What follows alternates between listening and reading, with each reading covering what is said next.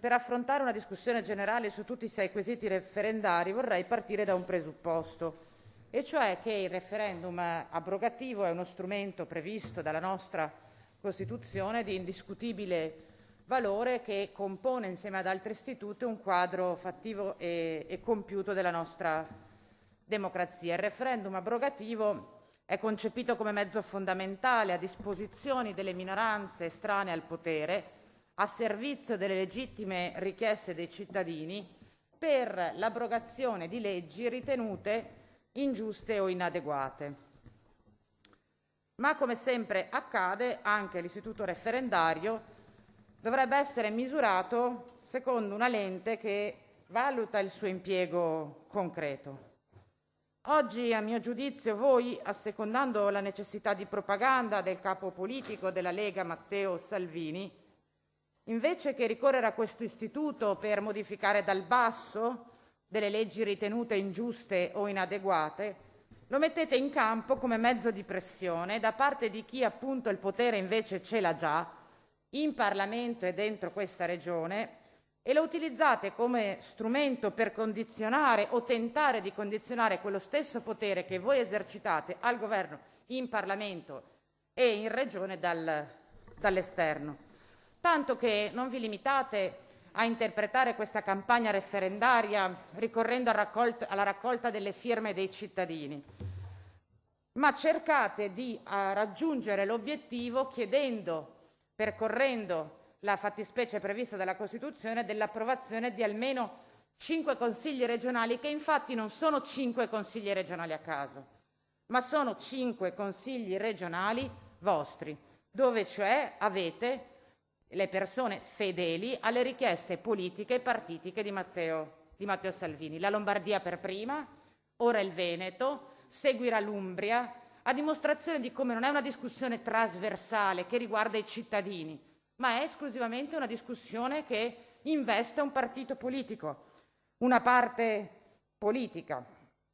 E ora, dentro questo quadro, cioè dentro a un atteggiamento che io giudico irresponsabile di una forza politica al governo che piega l'istituto referendario per necessità di visibilità, è sorprendente e dico anche discutibile che una forza politica che sta al governo promuova, o meglio si accodi a dei referendum già proposti dai radicali italiani, a dimostrazione di quanto i contenuti ci interessino poco, la sostanza, la cosa che vi occupa e vi interessa è raccogliere un po' di firme nei gazebo, e dicevo, utilizziate il referendum abrogativo proprio sui temi della giustizia, proprio nel momento in cui è in atto su tale terreno una complessa iniziativa legislativa dello stesso governo di cui fate parte. Ora potete fare i gazebo e lì con i vostri militanti fare la parte del popolo che lotta contro il potere giudiziario. Vi riesce benissimo, fatelo tranquillamente. Ma vi ricordo che ora siete al governo, che i vostri ministri hanno già votato a favore della proposta di riforma sulla giustizia avanzata dal ministro Cartabia. Siete in Parlamento. E per una forza al governo e in Parlamento non serve soltanto la lotta, serve la responsabilità. E questo vostro atteggiamento mi fa capire perché in tutti questi anni la riforma della giustizia in questo Paese non si sia mai fatta. Non si è fatta perché ci sono forze politiche che, anziché ragionare di una riforma della giustizia nell'interesse dei cittadini, scelgono di cavalcare questo terreno per trasformarlo in arena politica. Perché lo sappiamo che la Lega è sempre brava a indicare il problema, a dividere il Paese sui problemi e non è mai capace di trovare insieme, con responsabilità, nel Parlamento e nel Governo, le soluzioni utili. Quindi male. Un'operazione politica spregiudicata, giocata come sempre fate sulla pancia dei cittadini e in questo caso anche sulla testa dell'esecutivo nazionale.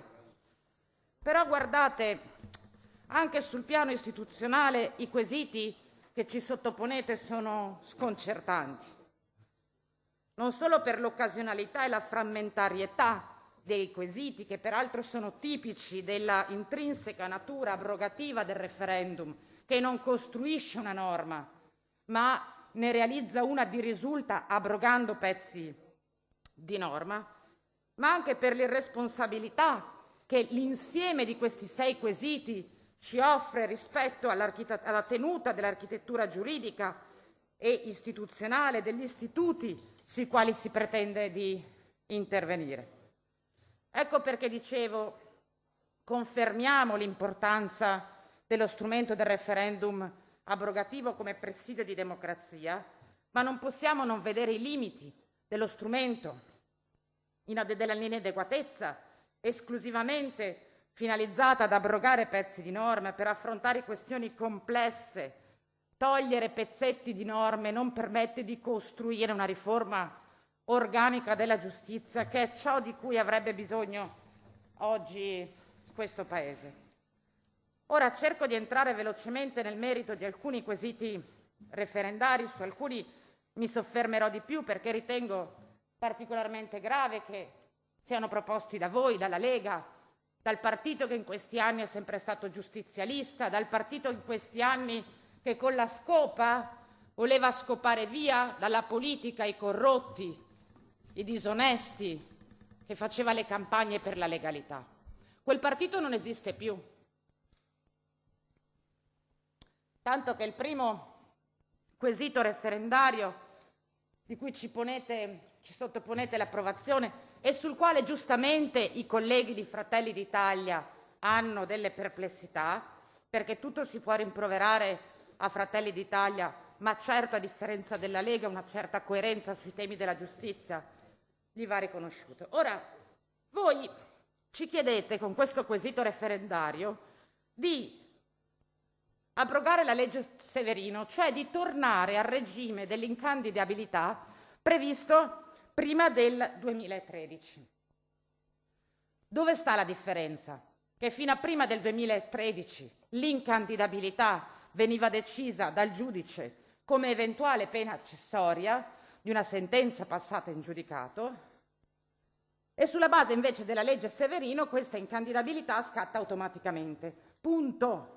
Perché guardate che la legislazione sulle conseguenze degli amministratori locali rispetto a sentenze passate in giudicato o rispetto a misure cautelari esiste già, e lo dico perché qualcuno faceva riferimento ai casi in cui i sindaci vengono sospesi o rimossi prima della sentenza passata in giudicato. Quella previsione lì non è stabilita dalla legge Severino, perché la legge Severino interviene soltanto per stabilire il meccanismo automatico dell'incandidabilità per deputati, senatori, europarlamentari e membri del governo. Perché la parte della norma Severino che riguarda l'incompatibilità e l'incandidabilità degli enti locali e regionali si limita semplicemente a un riordino della disciplina che già esisteva e che continuerebbe ad esistere se abroghiamo la legge Severino. Quindi con questo quesito referendario voi ci state semplicemente chiedendo di fare in modo che l'incandidabilità di deputati, senatori, europarlamentari e membri del governo, in caso di sentenza passata in giudicato per reati gravi contro la pubblica amministrazione o per reati collegati alla criminalità organizzata, non sia più un automatismo, ma che scatti eventualmente qualora il giudice pronunci come pena accessoria l'interdizione dai pubblici uffici. Stiamo parlando di questo e lo dovete spiegare ai vostri elettori come questa questione si tiene con la richiesta di legalità che avete sempre portato avanti. Il secondo grande tema su cui interviene il quesito referendario della PDA 19 sta esattamente dentro questo filone, cioè sta esattamente in contraddizione con la necessità di costruire un sistema giudiziario in cui l'equilibrio tra il diritto di libertà dell'indagato e le esigenze di sicurezza sociale collegate alla custodia cautelare in questo caso trovino un punto di mediazione utile. Ora, con questo quesito voi cercate di rivedere l'istituto appunto della limitazione della libertà personale prima della sentenza definitiva, che significa custodia cautelare, ma può significare anche arresti domiciliari. Come sapete, nel nostro ordinamento deve verificarsi una delle famose 3 condizioni perché il giudice conceda una forma di garanzia di custodia cautelare: gravi motivi, indizi di colpevolezza, pericolo di fuga, pericolo di inquinamento delle prove e pericolo di reiterazione del reato. Ora voi con questo referendum ci chiedete di ridurre sensibilmente le fattispecie in cui, per ragioni di pericolo di reiterazione del reato, il magistrato possa concedere la custodia cautelare. Questo lo dico perché è curioso, perché nella scorsa legislatura, quando eravamo al governo, abbiamo proposto una norma che andava a rivedere questo istituto, restringendo esattamente questa necessità, e la Lega ha votato contro, perché ci spiegava Matteo Salvini che quando uno è delinquente deve andare in carcere. Ci spiegava Matteo Salvini che se becco lo spacciatore deve stare in carcere.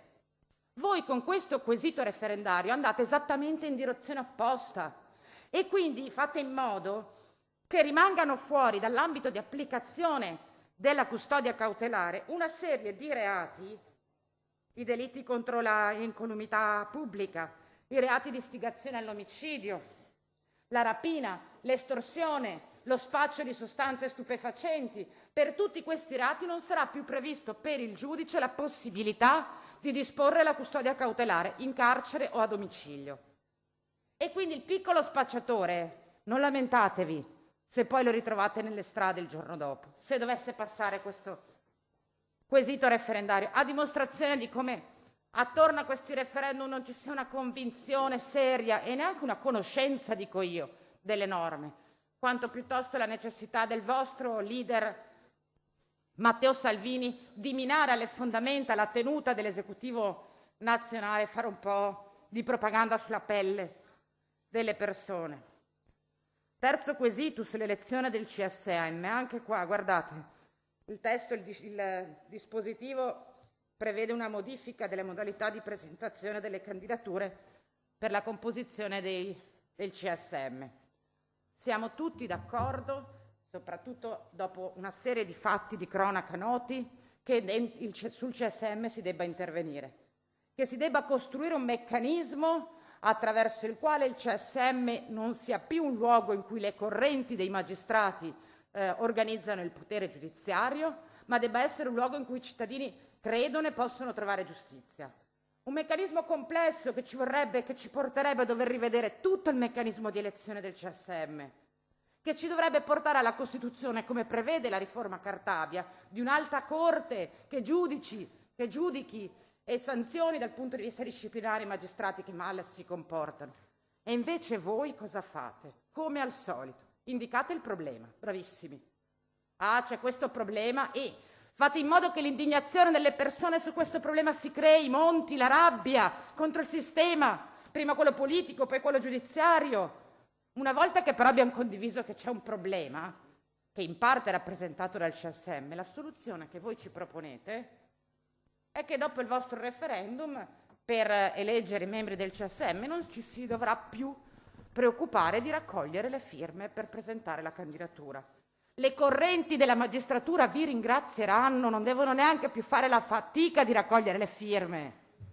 Come al solito, vedete il problema ma non siete capaci di costruire una soluzione articolata rispetto a un tema che non si risolve con 4 firme in un gazebo, che non si risolve chiamando alle armi i 5 consigli regionali fatti di soldati fedeli, ma che si risolve con la costruzione politica di una riforma seria di un'istituzione così importante come quella giudiziaria nel nostro Paese. Anche il quarto quesito. Il quarto quesito non è pericoloso, è semplicemente inutile.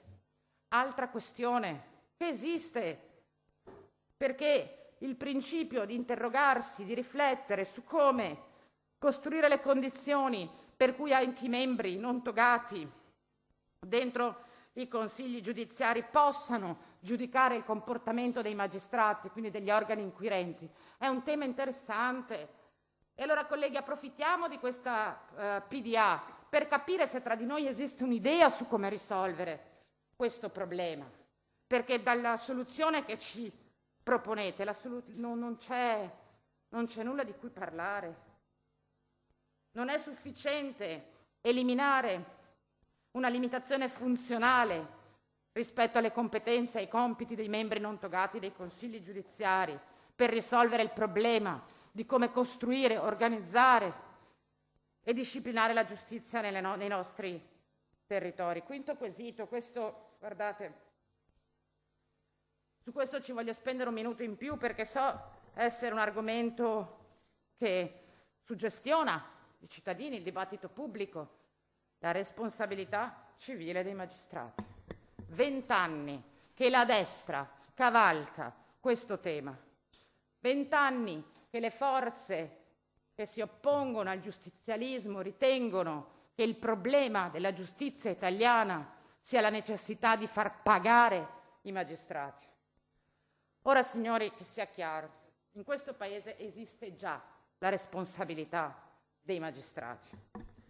Esiste già per una legge che abbiamo fatto nella scorsa legislatura, solo che per gli atti sbagliati di un magistrato risponde in prima battuta lo Stato, perché la giustizia non è una competenza di una singola persona, è un servizio pubblico che lo Stato ha il diritto di garantire. Allora, se un magistrato sbaglia, il cittadino fa causa allo Stato e viene risarcito in caso di sentenza ingiusta. E lo Stato paga i danni provocati dal dolo e dalla negligenza dei magistrati. E poi la legge ci dice già che se lo Stato ritiene che quella sentenza ingiusta sia stata motivata in maniera dolosa da un'incapacità del giudice, lo Stato si può rivalere sul giudice. Allora, cos'è che avete in testa? Avete in testa di garantire le tutele al cittadino o avete in testa un sistema in cui potete minacciosamente rivalervi sul magistrato? Perché se il vostro interesse legittimo è di garantire il cittadino di fronte ad una giustizia ingiusta, le leggi ci sono già. Mi pare 11.000 richieste di risarcimento danni allo Stato per sentenze ingiuste liquidate dallo Stato. I cittadini oggi sono già difesi dal comportamento scorretto dei giudici. Quello che manca è avere un meccanismo per cui noi il giudice lo possiamo minacciare e dirgli che se non si comporta bene gli facciamo causa. Ecco perché io rinnego di principio dal punto di vista ideologica questa impostazione altrettanto ideologica che vede il colpevole nel magistrato e non nel sistema se non funziona. Ultimo quesito, vado velocissimo perché il tempo è poco. Separazione delle carriere. Anche qua, guardate colleghi, tema annoso. Quante volte durante le campagne elettorali abbiamo sentito diverse forze politiche che invocavano la separazione delle carriere. Quindi il tema è giusto, ma come potete pensare di risolvere questo problema con lo strumento referendario che abroga in diversi posti numerosissime leggi, andando a costruire un meccanismo dichiaratamente incostituzionale?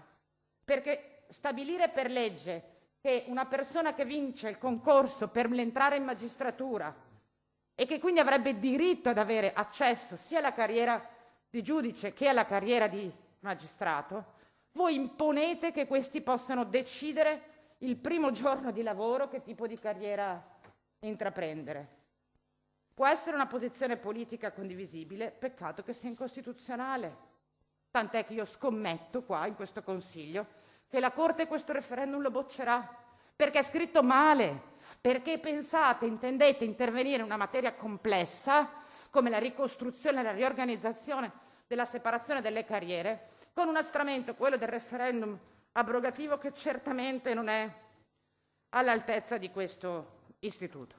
Ora vado a chiudere, spero ci sia occasione poi per rientrare nel merito, cioè spero, lo dico al Presidente Ciambetti che è stato il presentatore di queste PDA, che questa, almeno dentro questo Consiglio, non sia una discussione inutile, finalizzata soltanto a far vedere a Salvini che siete bravi nel fare quello che vi dicono, ma spero che sia l'occasione per confrontarci su un tema vero, che è il tema della giustizia, di che idea abbiamo dell'assetto del potere giudiziario in questo Paese. Perché se invece si riduce ad una conta tra maggioranza e minoranza per vedere che abbiamo fatto il nostro compitino, finisce male. Per questo vi sfidiamo sui contenuti di queste 6 PDA e di queste 6 quesiti referendarie. In piazza, nei gazebo, potete andare a fare propaganda e a spiegare che il problema sono i magistrati, il CSM e i giudici cattivi. In quest'Aula non vi consentiamo la propaganda. Se volete, discutiamo dei contenuti.